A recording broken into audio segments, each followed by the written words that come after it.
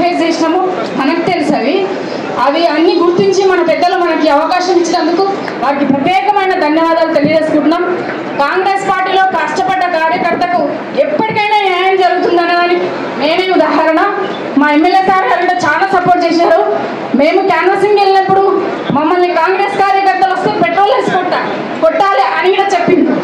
అటువంటి పరిస్థితులను కూడా ఎదుర్కొని పార్టీని గెలిపించి ముందుకు తీసుకొచ్చి ఈరోజు మన తెలంగాణలో కాంగ్రెస్ జెండా ఎగిరించుకున్నామంటే మనందరి సపోర్ట్, మన పెద్దలందరి సపోర్ట్ ఉన్నందువల్లే. మన కార్యకర్తలుగా ఊళ్ళలో నిలబడ్డామంటే మన పెద్దలు మన వెనకాలండి మనల్ని సపోర్ట్ చేసినందువల్లే మనం ఈరోజు ఈ స్థానానికి వచ్చినాం. నాకు ఈ అవకాశం ఇచ్చినందుకు ధన్యవాదాలు తెలియజేస్తున్నాను సార్. ఏదైనా తప్పులు మాట్లాడుతుంటే క్షమించండి. Thank you so much. సభ్యులుగా ఎన్నికైన ప్రతి ఒక్కరికి శుభాకాంక్షలు తెలుపుతూ, అలాగే ఇక్కడికి విచ్చేసిన మహేష్ గౌడ్ గారికి, సంజీవ్ ముదిరాజ్ గారికి, ఒబేదుల్లా కొత్వాల్ గారికి, శ్రీనివాస్ రెడ్డి గారికి, అలాగే డిప్యూటీ మేయర్ సురేందర్ రెడ్డి గారికి,